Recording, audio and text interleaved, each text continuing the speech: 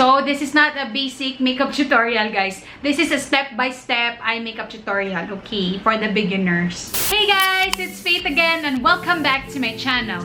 Today, I will be granting a request from you guys. More than 10 of you requested that I do a makeup tutorial for beginners on how to apply eyeshadows. So, just a disclaimer, I'm not a professional makeup artist. And I'm not saying na kung ano yung ituturo ko sa inyo is the right way. I'm just going to teach you what I know and what I've learned from YouTube tutorials also. So yes, yun lang. I just want to clear that kasi baka may mag-comment sa inyo na sino ba ako para magturo? Hindi naman ako professional makeup artist. Okay?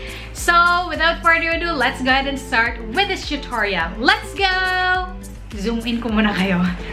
Alright, we are zoomed in and today I will be using these three palettes.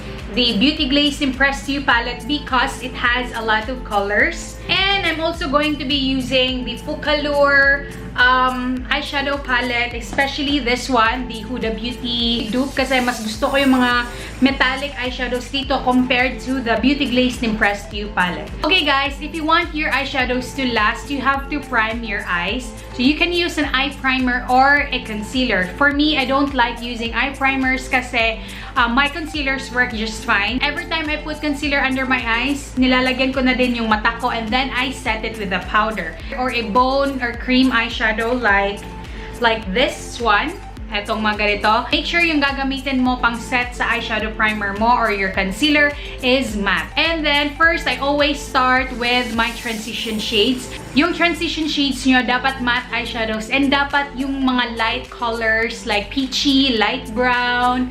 A great example will be this shade, that one, the peachy color, that is light and that one is matte. Another example are the mattes here like these.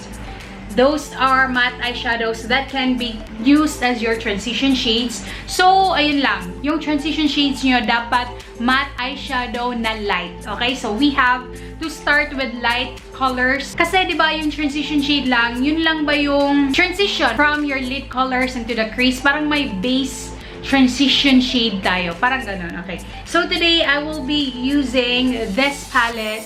Like these two transitions here. This one and that one.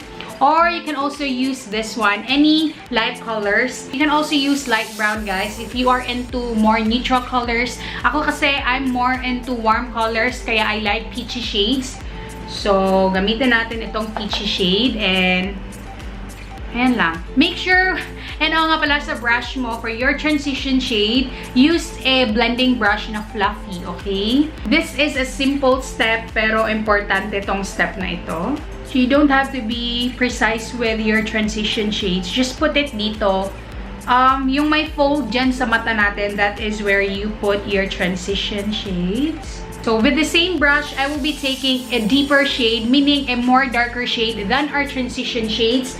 Like, maybe like this one. That one is darker, this. Or we can go with this one. Basta dapat yung mga crease colors natin ay palaging matte eyeshadows. So, with the same brush, I will be using a deeper shade again. And I'll be taking this shade mixed with this one. Kasi nga, diba, mahilig ako sa warm eyeshadow. So, eto. Another option, yung transition shades nyo pwedeng light brown and then magiging crease shade nyo will be a medium brown. A bit darker than the transition shade, so ganun. So for the crease, you can apply it on the crease or kung gusto nyo, you can start applying it from the outer V up to the crease. Ganon. Pwede yon, depende na yun sa inyo. Ako dito sa outer V and sa crease ko siya nilalagay.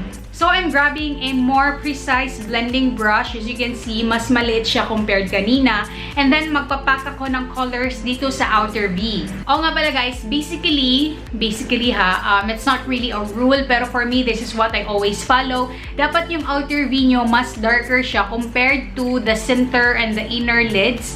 Kasi, it adds depth and definition sa mata mo. Parang ganun yung feel ko sa outer V. Mas ginagawa kong darker yung outer V and that gives a smoky eye effect din. So, I will be adding this one that is a dark maroon-ish na shade on my outer V. And dito, ipapako lang talaga like pat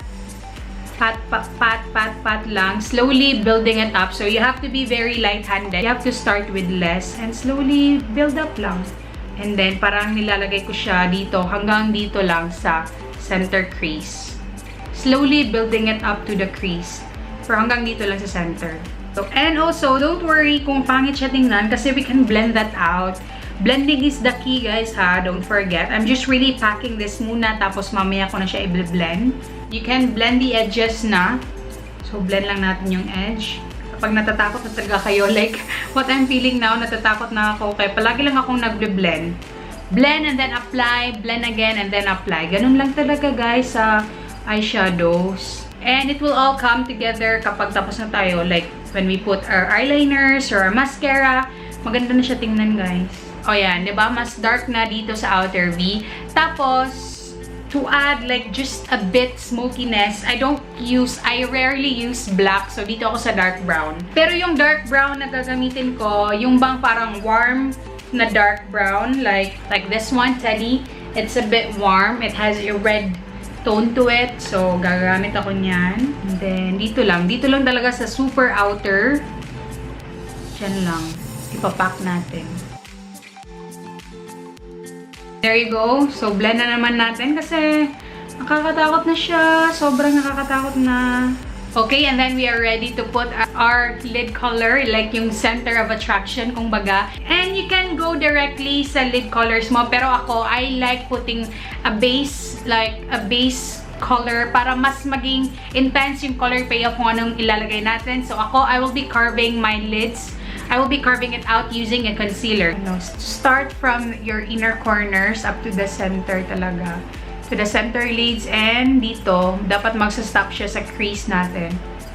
Kung saan may fold. Okay, ayan. Diba mas better na na-carve out na? Mas malinis na siya tingnan. I'm gonna go for salmon, like eto. Si salmon na lang kasi the rest are very warm and sobrang pula na yung gilid natin. Metallic eyeshadows are best applied with your fingers or a flat synthetic brush. Pero for today, I will be using my fingers. Diba, guys? Kita nyo ba? Look at that. So, yung center lids nyo, dapat siya metallic. Okay naman kung matte, pero ako kasi, pag matte na yung ginamit ko on my crease and outer V, I want my center lids to be metallic or shimmery. Kaya, ganyan lang. With a clean brush, blend the edges. Do not forget your brow bone highlight. You can use the shimmer eyeshadows for your brow bone highlight kasi highlight naman siya. But ako, I rarely do that. Mas gusto ko talaga na bone color or a cream matte eyeshadow yung ilagay ko dyan. So today, I will be using this shade right here. That's a cream eyeshadow, which is a bone color. And I'm going to use that as my brow bone highlight, like this one right there. But if you want a shimmer, it's okay. Especially at night, pwede nyong gamitan ng shimmer. Tapos, sa lower lash line na tayo. Yung iba, hindi nila gustong maglagay ng eye makeup sa kanilang lower lash line. Pero ako, hindi kompleto yung eye look ko kapag bare yung lower lash line ko. So, for our lower lash line, kung ano yung nilagay natin sa ating crease, yung mga lahat ng matte eyeshadows na nilagay natin sa crease, I'm going to do the same here on my lower lash line. So, let me do that. I'll be taking yung mga crease colors ko dito. Kung ano yung nilagay natin sa ating outer V, yan din yung ilalagay ko dito sa outer lower lash line. Kung sa tingin niyo may mga harsh edges pa, just take a clean blending brush and then just blend the edges. Don't forget your inner corner highlight. So, I will be taking this one. This is a pinky shade na inner corner highlights kasi i-match ko lang siya dito kasi may pagka-pinky, warm yung eye look natin. So, ito yung gagamitin ko. And then, I will be mixing a bit of sauce. This one. This shade right there. Kasi it's too pink. So, I want to add like a little bit of peachiness to it. Just a tiny peachiness. So, I will just finish the rest of my makeup and then I will be back. And there you go, guys. I'm done with my face and with my eye makeup.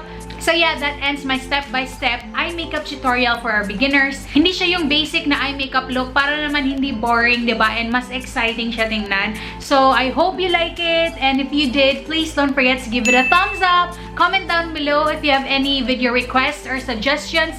And subscribe to my channel if you haven't already. And of course, before you leave, please don't forget to click that bell button beside the subscribe button if you want to be notified every time I post a new video. That's it, guys, for today's video, and I hope to see you in my next one.